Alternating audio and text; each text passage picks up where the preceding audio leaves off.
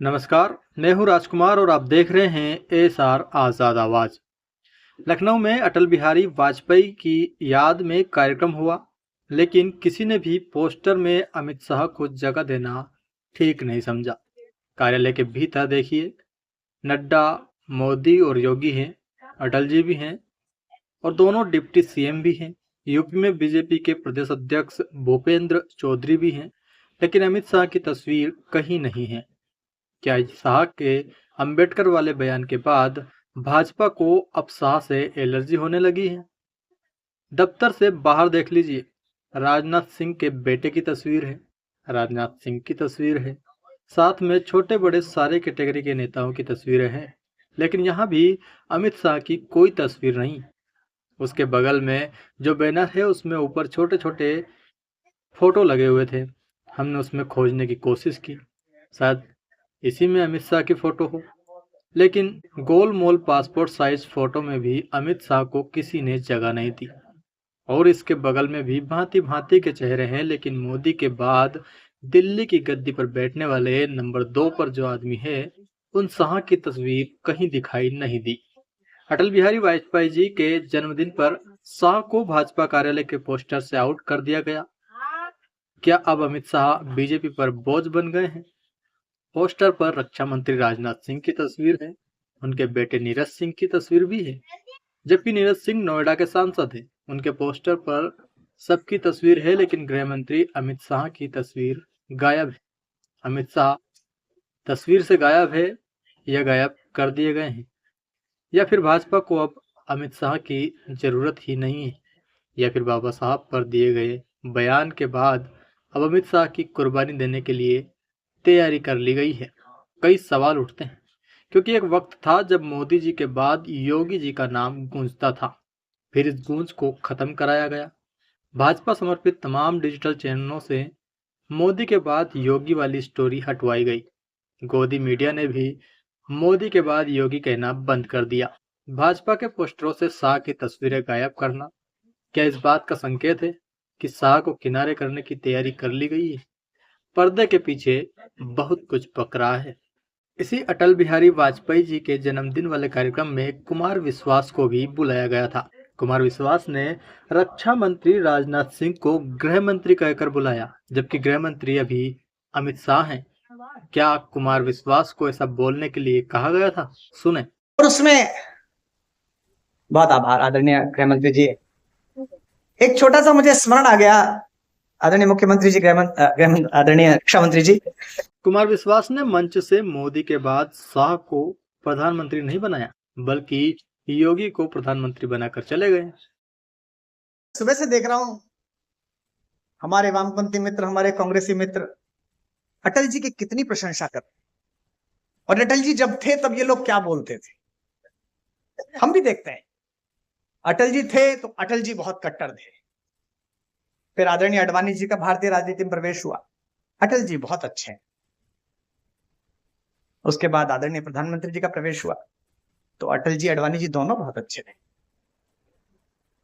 और आदरणीय मुख्यमंत्री जी, वो समय दूर नहीं है जब प्रधानमंत्री जी बहुत अच्छे हैं ये भी कहा जाएगा। अभी दिल्ली में बाबा साहब अम्बेडकर पर दिए गए बयान पर एनडीए के दलों की बैठक बुलाई गई। जेपी नड्डा के घर बैठक हुई। अमित शाह ने सफाई दी कि उन्होंने बाबा साहब को क्यों, कैसे और क्या कहा था। हाल ये था कि शाह की सफाई में एनडीए के सारे नेता आए ही नहीं। यह तस्वीर देखिए, इसी बैठक की है। सबसे बड़ी बात, खुद प्रधानमंत्री मोदी ने अमित शाह के साथ बैठना गवारा नहीं समझा। मोदी एनडीए के संसदीय दल के नेता हैं। मोदी को इस बैठक में होना चाहिए था। भारत में होते हुए भी, यहाँ तक कि दिल्ली में होते हुए भी मोदी शाह की सफाई वाली बैठक में नहीं पहुंचे। भाजपा से नड्डा और शाह बैठक में बैठे दिखाई दे रहे हैं। दूसरी तरफ यह भी चर्चा का विषय है कि संघ भी शाह पर इस्तीफे का दबाव बना रहा है, और यही कारण बताया जाता है कि गुजरात के तमाम बाबा संघ पर दाना पानी लेकर चढ़ गए हैं। संघ पर हमला करके शाह की सुरक्षा सेल बनाई जा रही है। देश के वरिष्ठ पत्रकार केपी मलिक का इस पर क्या कहना है, सुने।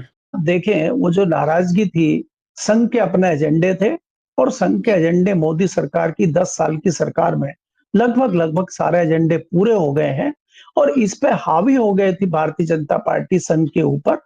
और वापस जो 2024 के नतीजे आए तो संघ फिर हावी हो गया भारतीय जनता पार्टी के ऊपर। और उसी का नतीजा है कि अमित शाह कमजोर हुए हैं और संघ मजबूत हुए हैं। उसका नतीजा आप महाराष्ट्र के सीएम के रूप में दे सकते हैं। अमित शाह की पसंद थी विनोद तावड़े और संघ की पसंद था फडणवीस। तो फडणवीस का सीएम बनना जताता है कि अमित शाह कहीं ना कहीं कमजोर संघ के सामने पड़ गए हैं। और अब वो जिस तरह के चाणक्य माने जाते थे, अगर उन्होंने कह दिया उनकी बात को मोदी जी भी नहीं झुठला पाएंगे, अब वो बात पुरानी हो चली है। 2024 के बाद अमित शाह में इतना दम नहीं रह गया है जो 2024 से पहले था। आज उनकी हर बात जो है पत्थर की लकीर नहीं हो सकती। उनके कई सारे निर्णय हैं जो बड़े घातक और गलत साबित हुए हैं। उसमें सबसे पहला निर्णय उत्तर प्रदेश का है और जो बची कुची कसर रह गई थी वो उनके इस बयान ने पूरी कर दी है। और इस बयान ने इतना डेंट भारतीय जनता पार्टी को पहुंचा दिया है कि इससे उभरना भारतीय जनता पार्टी के लिए मुश्किल है। चाहे आज ये माफी भी मांग ले तब भी इतनी आसानी से दलित वोटर इनके साथ नहीं जाएगा। ये संघ भी समझता है और भारतीय जनता पार्टी भी समझती है। और अगर इनको सरवाइव करना है, पार्टी को ठीक रखना है, तो इनकी कुर्बानी लेनी ही होगी। इस तरह की चर्चाएं भारतीय जनता पार्टी और संघ। दोस्तों, जिन अमित शाह के बिना बीजेपी में पत्ता भी नहीं हिलता था, जिन अमित शाह ने उत्तर प्रदेश में लोकसभा चुनाव अपने दम पर लड़वाया, जिन अमित शाह के बताए रास्ते पर मोदी चलते हैं, आज उन शाह की उत्तर प्रदेश में यह हालत हो गई है कि भाजपा कार्यालय पर उनकी तस्वीर तक नहीं लगाई गई। क्या ये बहुत बड़े बदलाव के संकेत हैं? क्या ये भाजपा के अंदर उठने वाले किसी तूफान का संकेत है? क्या अमित शाह की राजनीतिक पारी का अंत होने वाला है? क्या संघ के समर्थन से उत्तर प्रदेश गुजरात पर भारी पड़ रहा है? आगे भी देखने लायक होगा। फिलहाल के लिए इस खबर में इतना ही। चैनल को सब्सक्राइब नहीं किया तो अभी सब्सक्राइब कर लीजिए। यदि आप फेसबुक या इंस्टाग्राम पर देख रही हैं तो फॉलो करें। जय हिंद, जय भारत।